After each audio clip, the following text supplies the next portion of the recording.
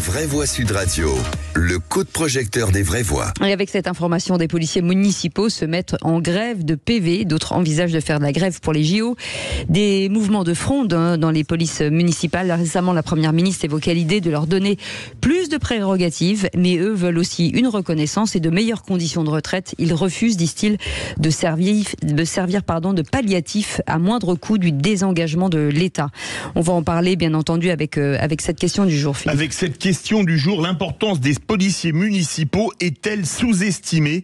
Et pour le moment, sur Twitter, vous dites oui à 80. Attendez, à 80, il n'est pas épinglé. Eh ben, c'est pas grave, à 80 et quelques pourcents, il était à 80 tout à l'heure. Et pour en parler, Cédric Michel est avec nous, président du syndicat national des policiers municipaux. Syndicat de défense des policiers municipaux. Oui, on va faire le tour des vraies voix. Philippe Bilger, est-ce que c'est pas finalement la nouvelle police de proximité, la police municipale? Sûrement, en tout cas, en ce qui me concerne, j'ai toujours trouvé que la police municipale, et pardon pour la banalité, est très utile à partir du moment où elle a un lien fort et, j'allais dire, organiquement respectueux avec la police nationale.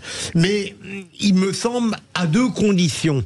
D'abord, il faut que la formation des polices municipales, où qu'elles agissent, soit parfaitement assurée. On ne peut pas permettre à n'importe qui, et je sais que ça n'est pas le cas, mais on pourrait améliorer la formation encore de la police municipale. Deuxième élément, il est très important. Moi, je suis tout à fait partisan qu'on augmente les pouvoirs de la police municipale à condition que ce qui ne marche jamais en France soit pour une fois mis en œuvre de manière cohérente, le contrôle. Si on donne des pouvoirs, il faut en contrôler l'exercice et l'application, parce que parfois il peut y avoir des dérives et donc c'est fondamental. Mais sinon, vive la police municipale lorsqu'elle accomplit correctement son travail. Françoise Degois. Mais souvent elle accomplit le travail très très bien, et elle aussi bien que des policiers, j'ai envie de dire normaux. Vous imaginez un peu comment c'est compliqué de parler des policiers municipaux en réalité. Moi je vois, on parle pas des zones gendarmerie, c'est-à-dire des zones rurales, mais sur les bords de mer, je vois bien entre hier, un endroit que je fréquente beaucoup, il y a que la police municipale sur ces petits, parce que le commissariat central il est loin, et puis tous les bleds du bord de mer où il se passe quand même beaucoup de choses, je vois toujours que c'est les policiers municipaux. Je discute beaucoup avec eux et honnêtement, au-delà des stages, je vous rejoins dans tout ce que vous dites. Je pense que vraiment il y a un problème aussi d'argent. Moi je ne cesse de le dire, la rémunération c'est aussi ce que dit l'État d'une profession. Comment je vous considère, comment je considère les policiers, la pénitentiaire, comment je considère les policiers surtout municipaux. sur des métiers à risque.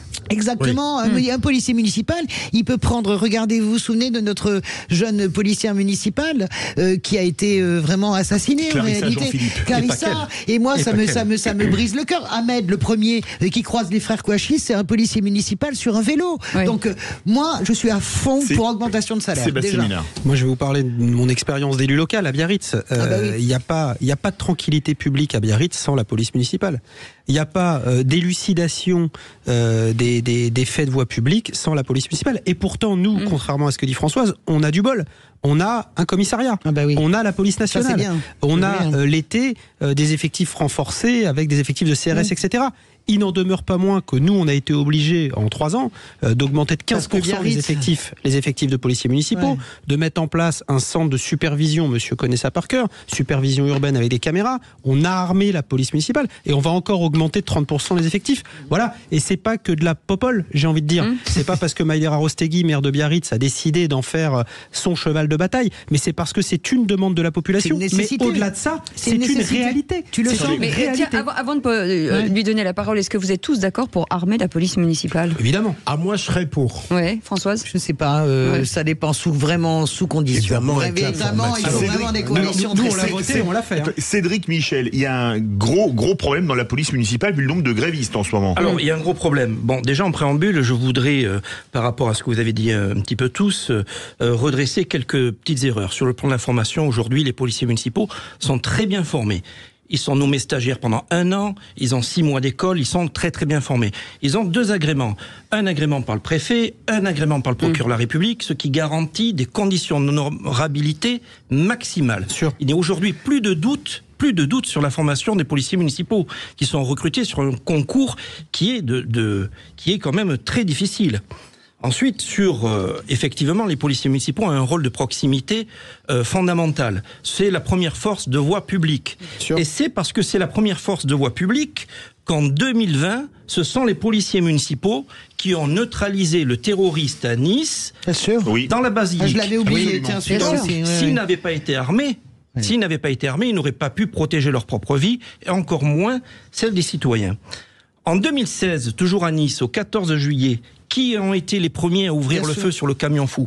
Ce sont les policiers municipaux. Le gang de Redouane Faïd, c'est vrai. Clarissa Jean-Philippe, malheureusement, eh bien, c'est bien la preuve que les policiers municipaux, dans tous les cas d'espèce, que ce soit le terrorisme ou la délinquance ou même la grande délinquance, sont confrontés de plein fouet en primo-intervenant face à la délinquance, face au terrorisme, face à la petite délinquance. Et puis la vie des gens aussi, on est d'accord. Parce que vous êtes incroyable dans le dialogue. Moi, je vois le temps que vous prenez pour discuter. Vous voyez les gens quand même, vous les reconnaissez. Donc c'est ce que disait Philippe David. Vous êtes une vraie police de proximité maintenant. C'est le terrain. C'est vraiment le terrain. À partir du moment où on est sur le terrain, et à partir du moment où on est voué à protéger la population sur le terrain, nous sommes les premiers à intervenir. Et nous sommes les premiers à intervenir sur tout type de situation. Donc l'armement, la question de l'armement que vous posiez, vous disiez oui peut-être. Mais oui peut-être, aujourd'hui, dans l'insécurité actuelle dans laquelle nous vivons, si un policier municipal ne peut pas se protéger sa propre vie, il ne pourra pas défendre les citoyens. Non, mais je suis d'accord, c'est un vrai sujet. Je voudrais rappeler, aujourd'hui nous sommes quand même en Vigipirate, alerte, attentat. Oui. Le ministre de l'Intérieur... On a tendance à l'oublier quand même. Hein. Le ministre de l'Intérieur fait publier une lettre circulaire, comme les lettres circulaires précédentes, où il demande aux maires de mobiliser leurs services de police municipale dans les lieux les plus dangereux, les lieux de culte, les lieux de rassemblement de population, juive ou musulmane. Ce sont les policiers municipaux que l'on affecte dans ces missions. Toujours. Lorsqu'il y a eu des émeutes, au mois de juin, le ministre de l'Intérieur, Darmanin, s'est empressé de faire une lettre circulaire en demandant aux maires de mobiliser leur police municipale. Alors, il faut bien armer les policiers municipaux si on veut faire face à des émeutiers. Je suis d'accord. Lorsque le maire de Grenoble a sorti les policiers municipaux durant ces émeutes pour leur faire garder des bâtiments, Darmanin s'est déplacé à Grenoble et a dit « Monsieur le maire, vos policiers municipaux, leur rôle, ce n'est pas d'être dans les bâtiments, c'est d'être dans la rue face à la délinquance ». Aujourd'hui, on ne peut pas dire que les policiers municipaux ne sont pas confrontés de plein fouet à la délinquance. Et c'est pour ça qu'il faut les armer. Je peux avoir une question? C'est quoi la différence? Parce que j'ai un sentiment que vous faites exactement la même chose que les policiers nationaux. Quelle est la différence de salaire? Alors parlons clairement. Moi, je suis à fond pour le salaire.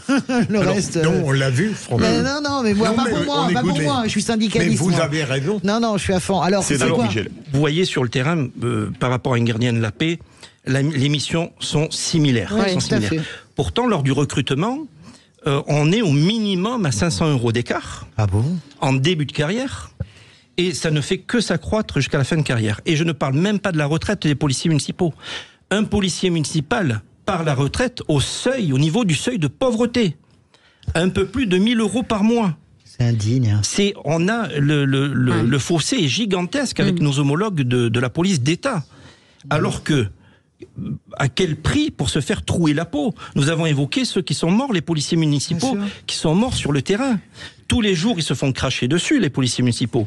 Ils se font bastonner. Tous les jours, la presse locale relate des cas de violence dont sont victimes les policiers municipaux. Aujourd'hui, le traitement qui est réservé aux policiers municipaux, le salaire qui est réservé aux policiers municipaux est indigne. Ah oui, vraiment, c'est indigne, absolument. Et alors, ça c'est la revendication forcément sur la retraite, mais il y en a d'autres, forcément. Alors effectivement, pour les retraites, nous demandons... le même régime, finalement, l'égalité avec nos homologues de police d'État. Oui. C'est-à-dire que notre régime indemnitaire, qui peut aller jusqu'à plus de 30% du salaire, soit inclus dans le calcul des droits à la retraite. Parce que, comme je vous l'ai dit, 1 100 € par mois, 1 000 € par mois à la retraite, c'est inadmissible. On est d'accord. Ensuite, c'est la revalorisation des salaires. Ça ne peut plus durer. Donc, les deux grands axes aujourd'hui sociaux des policiers municipaux, c'est le salaire et la retraite. Sébastien Ménard, le mot de la fin. La police municipale étant quelque part sous la houlette du premier magistrat de la ville, à savoir le maire, il faudrait aussi que la police municipale ait les mêmes prérogatives et les mêmes pouvoirs. Parce que parfois, quand vous faites intervenir la police municipale, en matière d'interpellation, etc., est obligée d'appeler la police nationale pour procéder à l'interpellation. Ce qui, dans la quotidienneté, crée à la fois un sentiment, je vais vous répondre que c'est faux. Ah bon ? C'est pourtant ce qui se passe. Eh bien, je ne sais pas comment ça se passe à Biarritz, mais c'est faux. Parce que les policiers municipaux, comme les gardiens de la paix, et je parle sous le contrôle d'un ancien magistrat, procureur de la République, un APJ, un agent de police judiciaire, ou un agent de police judiciaire de l'article 20 de gardien de la paix, lorsqu'il fait une interpellation, conduit à l'OPJ, l'OPJ de la police nationale. Que ce soit le gardien de la paix de la police nationale comme le gardien de police municipale, lorsqu'il effectue une interpellation, il conduit à l'OPJ. Et c'est l'OPJ de la police nationale. Mais il y a plus de chances d'avoir un OPJ dans la police nationale que dans la police municipale. Sur le terrain, le boulot des OPJ, ça reste de faire du judiciaire. Donc, c'est passionnant. Hein. Ouais, c'est hyper intéressant. Merci beaucoup, Cédric Michel, d'avoir été avec nous, président du syndicat national du syndicat de défense des policiers municipaux. Exactement. Merci beaucoup d'avoir été avec nous.